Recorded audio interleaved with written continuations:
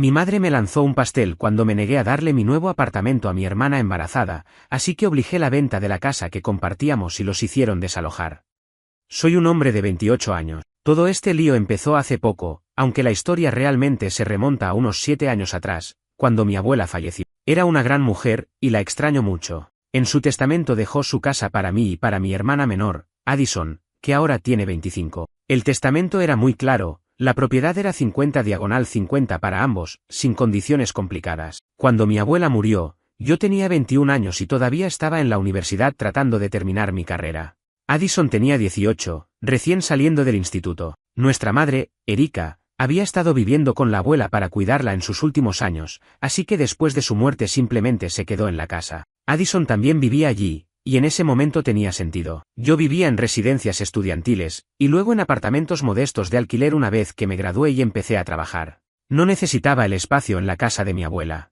El acuerdo fue sencillo, mamá y Addison vivirían allí sin pagarme alquiler, pero cubrirían todos los gastos, impuestos, electricidad, agua y el mantenimiento general del lugar. A mí me pareció razonable. Pensé que era una forma práctica de ayudarlas. Mi padre nunca estuvo realmente presente, se fue cuando yo era niño, así que mamá nos crió sola. Siempre creí que teníamos una relación bastante normal. No éramos especialmente unidos, pero nos llevábamos bien. Jamás imaginé lo que ocurriría después. Cuando me gradué, a los 22, me propuse una meta importante: comprar mi propia vivienda. Ese se convirtió en mi objetivo principal. Durante 6 años trabajé sin parar, aceptando casi todos los turnos extra que me ofrecían. No me iba de vacaciones, no compraba gadgets caros ni coches nuevos. El mío era viejo, pero funcionaba. Mi ropa era sencilla. Preparaba mi almuerzo en casa. Todo lo que podía ahorrar iba directo a una cuenta de ahorros. Fue un proceso lento, pero estaba decidido. Mientras mis amigos viajaban o salían de fiesta, yo casi siempre tenía que decir que no. No fue fácil, pero me aferraba a la idea de tener algún día las llaves de mi propio hogar.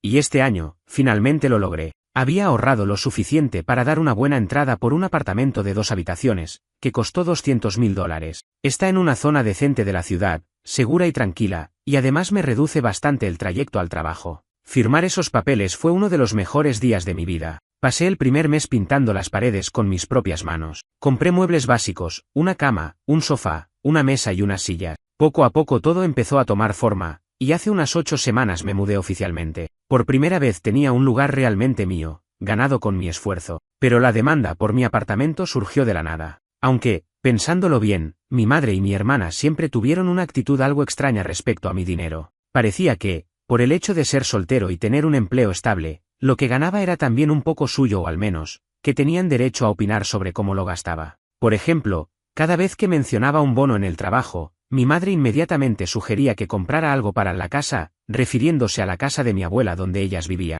Una vez fue una lavadora nueva. Le recordé que ese mantenimiento era su responsabilidad, pero me hizo sentir culpable, diciendo que la vieja ya no servía bien. Al final terminé dándole la mitad del dinero. Con Addison pasaba algo parecido. Aunque empezó a trabajar medio tiempo en una tienda local, me pedía dinero constantemente. ¿Puedes prestarme 50?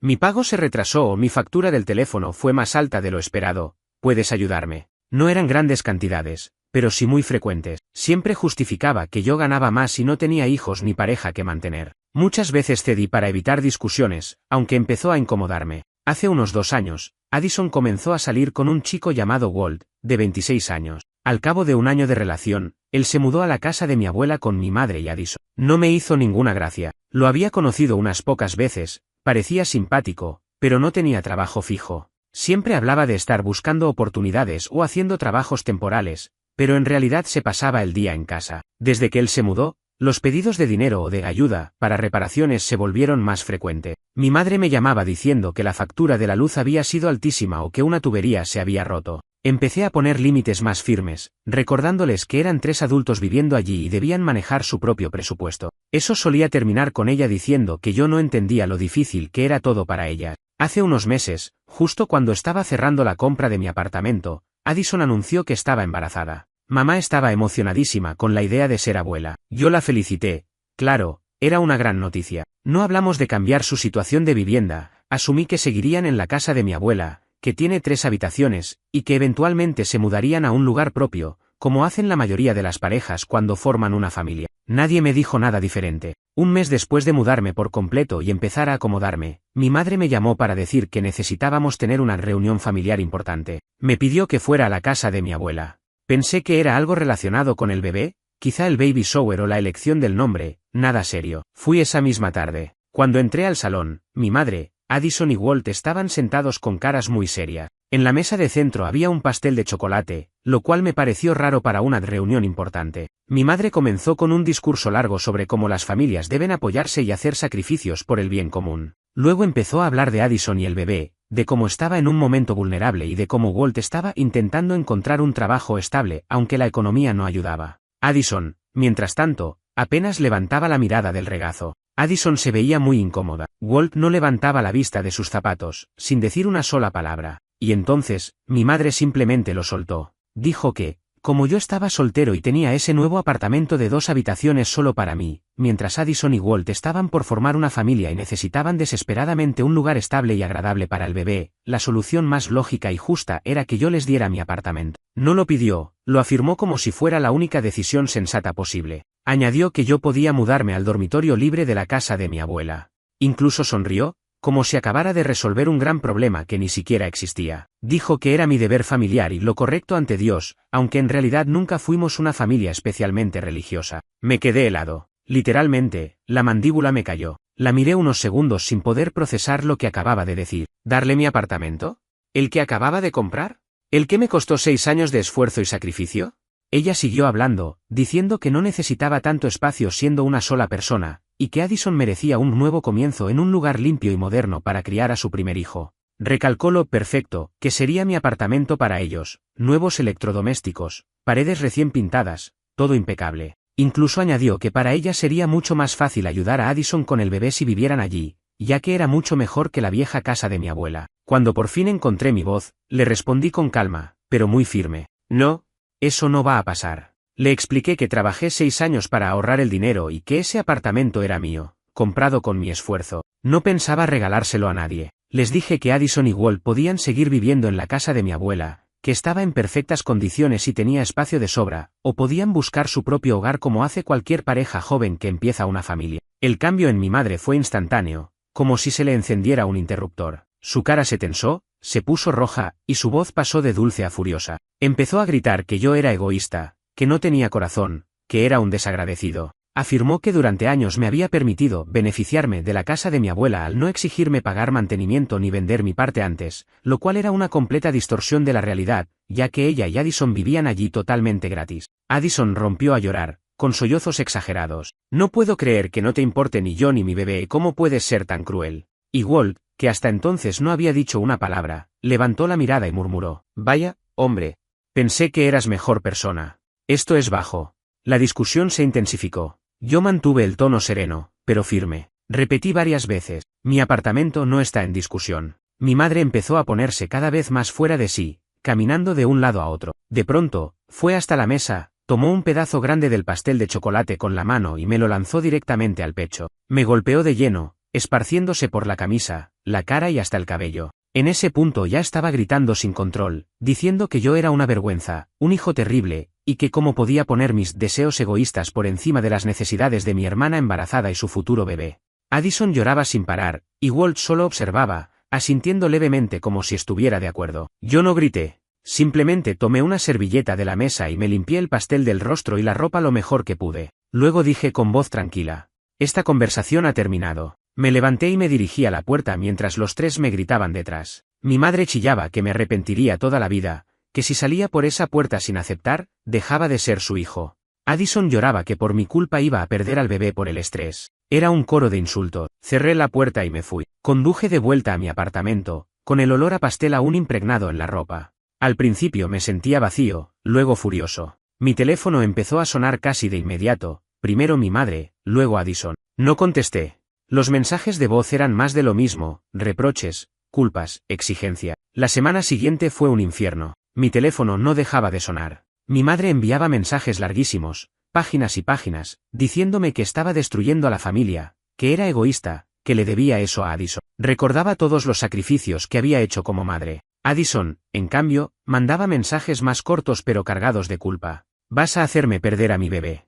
Espero que estés feliz. Mi hijo merece un buen hogar y tú se lo estás negando. Incluso me envió una ecografía, con el mensaje: esta es la vida a la que estás dañando. Poco después, el resto de la familia se involucró. Evidentemente mi madre había llamado a todos, tías, primos, incluso gente con la que no hablaba hacía años. Todos me decían lo mismo, que era egoísta, que cómo podía negarme a ayudar a mi hermana embarazada, que debía honrar a mi madre. Nadie mencionaba que Addison vivía gratis en una casa que yo también poseía. Intenté explicarle la situación a una de mis tías, pero ni siquiera me escuchó. Solo repetía: la familia siempre va primero. Después de eso, dejé de intentar justificarme. Envié un único mensaje grupal a mi madre y a Addison: mi decisión sobre mi apartamento es definitiva. No es suyo y no pienso dárselo. Su comportamiento durante la reunión, especialmente el que mamá me lanzara pastel, y todo este acoso posterior son totalmente inaceptables. No vuelvan a contactarme sobre este tema. Eso no las detuvo. De hecho, las enfureció aún más. Los mensajes continuaron.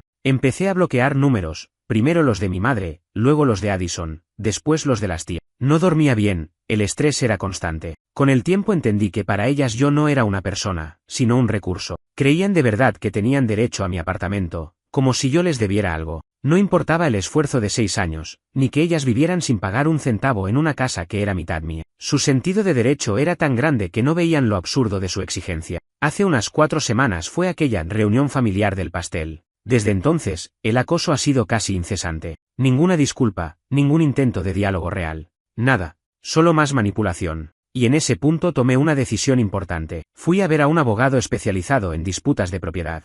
Le conté todo, le mostré el testamento de mi abuela y la escritura de la casa. Me confirmó que Addison y yo somos propietarios en partes iguales, y que el testamento no establece ningún derecho especial para que mi madre viva allí. El abogado me explicó algo llamado venta por partición. Básicamente, si los copropietarios de una casa no pueden ponerse de acuerdo, uno de ellos puede solicitar ante un juez que la propiedad sea vendida y el dinero se reparta entre ambos. Es un procedimiento legal bastante común. Así que eso es lo que voy a hacer. Ya autoricé a mi abogado para que inicie el proceso y fuerce la venta de la casa de mi abuela. Si Addison, mi madre y Walt quieren seguir viviendo allí, Addison tendrá que comprar mi parte al valor de mercado actual. Según el abogado, la casa vale entre $350.000 y $400.000, así que mi mitad equivale a unos $175.000 o $200.000. Y conociendo su situación económica, especialmente porque Walt no trabaja de forma estable, dudo mucho que puedan reunir esa cantidad.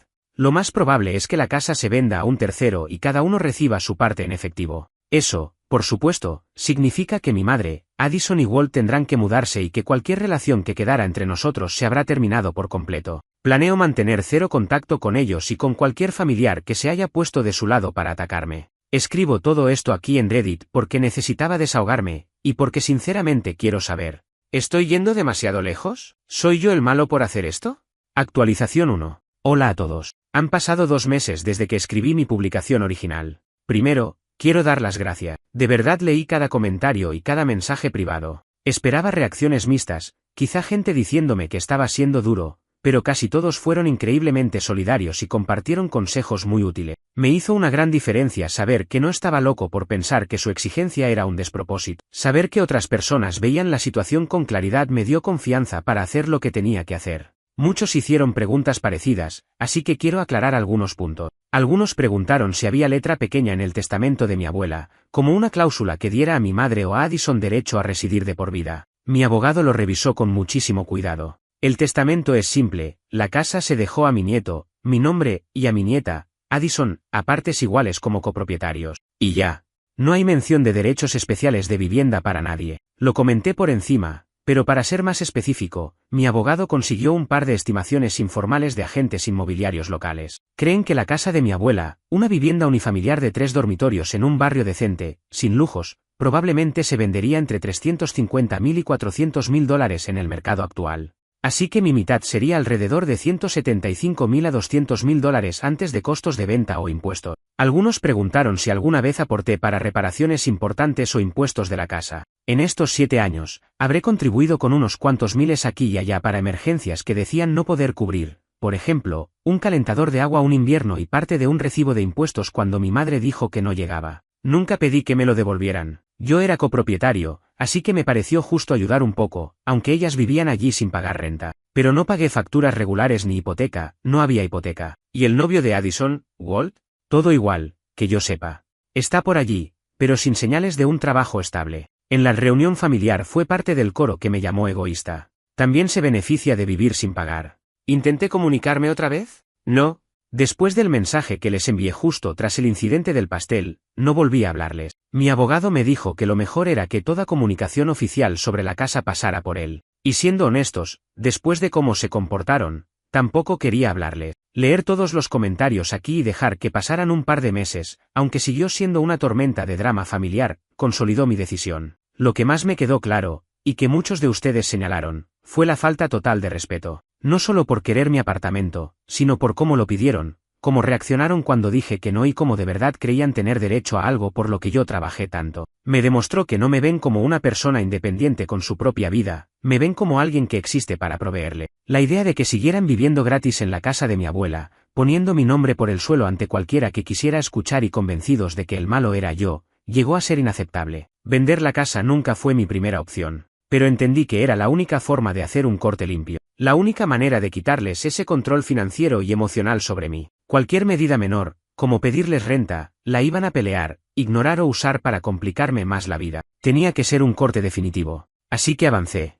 Esto es lo que pasó con el abogado y la casa. 1. Encontrar al abogado adecuado. Dediqué tiempo a investigar. No quería a cualquiera. Di con alguien con mucha experiencia en disputas de propiedad entre familiares. En nuestra primera reunión, 1 hora y media, le conté todo, desde el testamento hasta el pastel. Escuchó con calma, hizo algunas preguntas y me explicó con claridad el proceso de venta por partición. 2. Carta formal enviada. El primer paso oficial fue redactar una carta muy formal, enviada por correo certificado a mi hermana Addison, copropietaria. También mandó copia a mi madre, para que quedara informada como residente. La carta, educada pero firme, declaraba mi intención de vender mi 50% de la propiedad, incluía el rango de tasación independiente, 350.000 a 400.000, y ofrecía a Addison el derecho de tanteo para comprar mi parte a valor de mercado. Le dimos 30 días para responder si le interesaba. 3. Falta de respuesta. No esperábamos que Addison pudiera comprarme mi parte, y no lo hizo. No llegó ninguna respuesta formal suya ni de un abogado en ese plazo. Lo que sí recibió mi abogado, unas 2 semanas después, fue una carta manuscrita de mi madre, varias páginas, llena de acusaciones y gritos en tinta. Me llamó avaro, dijo que quería dejar a mi hermana y a su bebé en la calle, que traicionaba la memoria de mi abuelo. Exigía que parara esta locura legal de inmediato. 4. Presentación ante el tribunal. Cumplidos los 30 días sin oferta de Addison, mi abogado presentó la demanda de partición en el juzgado local. Es una acción legal formal, básicamente se le pide a un juez que ordene la venta porque los copropietarios no se ponen de acuerdo. Luego se notificó oficialmente a Addison, un notificador profesional le entregó en mano la documentación en la casa de mi abuela. Desde que tomé la decisión, hasta contratar al abogado, enviar la carta, esperar la respuesta y presentar la demanda, pasaron unas 6 semanas. Se hicieron eternas. La reacción fue la esperada, pero más ruidosa. Cuando Addison recibió los papeles del tribunal, estalló todo. Ya no era una carta de abogado, era un caso judicial. Por lo visto, mi madre llamó repetidamente al despacho de mi abogado y vociferó a la paralegal, exigiendo hablar con él y acusándolo de ayudarme a destruir a su familia. La paralegal se mantuvo profesional y le dijo que su hija Addison debía conseguir su propio abogado. Addison obtuvo un abogado mediante asistencia legal. Su abogada presentó una respuesta a mi demanda. Según me explicó el mío, su primera jugada fue tratar de retrasar todo. También argumentaron que Addison debía seguir viviendo en la casa por estar embarazada y tener bajos ingresos, sugirieron que quizá me obligaran a vender mi parte por un precio muy bajo o permitirle pagarme a plazos durante muchos años. Mi abogado dijo que esas pretensiones tenían muy pocas probabilidades de prosperar. Lo más importante es que por fin entendieron que no voy a ceder. No es una amenaza, está ocurriendo. La maquinaria legal está en marcha. Por lo visto, mi madre, Addison y Walt están muy estresados. Addison ya está en el 3er trimestre, así que el momento no es ideal para ella, pero esta situación la provocaron sus propias decisiones y exigencia. Para mí, aunque es un proceso desagradable, dar estos pasos me quitó un peso enorme. Ya no es yo contra su presión emocional, es un asunto legal que llevan profesionales. Mantengo bloqueadas a mi madre y a mi hermana en el teléfono y redes.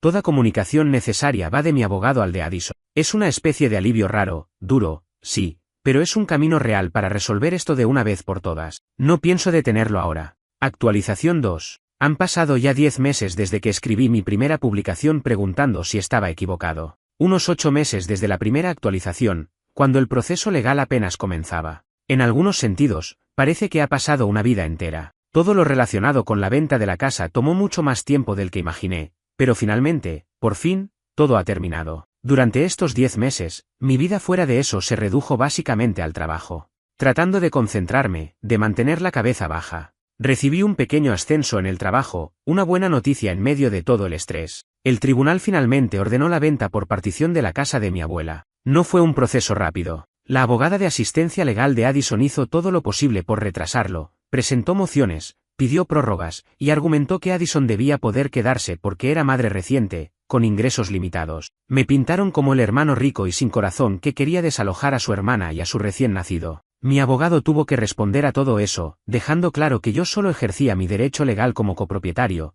y que toda esta situación fue causada por sus propias exigencias irracionales. Hubo un par de audiencias cortas a las que asistió mi abogado en mi lugar, por lo que no tuve que ir yo, cosa que agradecí. El juez finalmente dictaminó que la ley era clara, la propiedad debía venderse y el dinero dividirse, ya que no había acuerdo posible. El tribunal nombró a un agente inmobiliario neutral para encargarse de la venta y garantizar que todo fuera justo. Poner la casa en el mercado llevó otros 2 meses. Como era de esperar, mi madre y mi hermana no colaboraron mucho con el agente. Le costaba programar visitas, a veces no abrían la puerta, o la casa estaba desordenada cuando llegaban los compradores. Mi abogado tuvo que enviar otra carta formal a la abogada de Addison advirtiendo que, si seguían obstruyendo la venta, pediríamos la intervención del tribunal y podrían ser responsables de los costos adicionales. Eso pareció surtir efecto, empezaron a cooperar más, aunque evidentemente no estaban contentas. La casa estuvo oficialmente en venta unos 3 meses. Hubo interés, y finalmente se vendió por $380.000, justo en el punto medio del rango esperado. Después de pagar todos los gastos, la comisión del agente inmobiliario, los honorarios legales y los costos de cierre, el monto total a dividir fue de aproximadamente $345.000.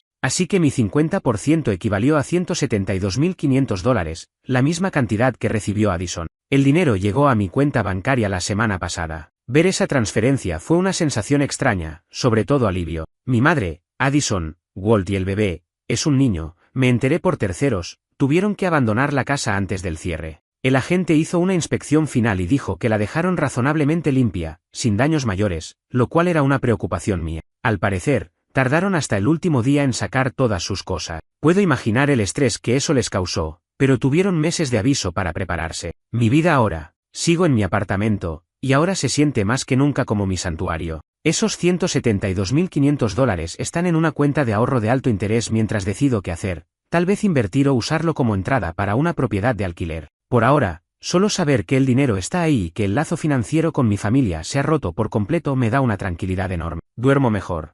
Trabajo sin tanto estrés. La situación de mi madre. No tengo contacto directo, pero he escuchado fragmentos por medio de un primo lejano que es más neutral y publica cosas vagas en redes que claramente aluden a la situación. Parece que mi madre se mudó con una de sus hermanas, mi tía Carol. Por lo que entiendo, es algo temporal, y la casa de Carol es pequeña, así que ya hay tensiones. Mamá está, según dicen, muy resentida. Anda contando a quien la escuche que soy un monstruo que dejó a su familia en la calle por dinero. Addison y Walt, con su parte de $172.500, aparentemente alquilaron un pequeño apartamento en un pueblo a 1 hora de la ciudad, donde la renta es más barata. No sé más detalles. Esa cantidad de dinero es mucho para ellos. Si fueran inteligentes, podrían usarla como entrada para una casa o al menos tener un buen colchón financiero. Pero conociendo el historial de Walt con el trabajo y su forma de gastar, tengo mis dudas sobre cuánto les durará. Addison ya tuvo al bebé. No tengo idea de si Walt consiguió ese empleo estable del que tanto hablaba. Soy tío, pero nunca he visto a mi sobrino, y eso se siente extraño. La familia extendida. La mayoría de los familiares que me llamaron para decir que era egoísta ahora guardan silencio absoluto. No hubo disculpas, nada. Solo 2 primos más jóvenes con quienes era cercano cuando éramos niños me contactaron hace unos meses. Dijeron que se habían enterado de más detalles, creo que uno de ellos vio mi publicación original anónima o alguien se la compartió. Fueron más comprensivos, incluso un poco empático. Fui educado, pero mantuve las conversaciones breves. No quiero reabrir nada. La confianza se perdió. Sin contacto. No he tenido ningún contacto directo con mi madre o mi hermana desde antes de que empezaran realmente los procesos judiciales. No han intentado llamarme ni escribirme en meses. Supongo que al final entendieron que no tenía sentido o sus abogados les dijeron que pararan. Es solo silencio, y honestamente, el silencio es paz. La venta de la casa de mi abuela marca definitivamente el final de toda esta historia. Fue un proceso duro, agotador y realmente triste de principio a fin. Me hizo ver a mi familia, especialmente a mi madre y a mi hermana, bajo una luz completamente distinta. Y no una buena. Confirmó lo que ya intuía, Nuestra relación, en realidad, ya no existe.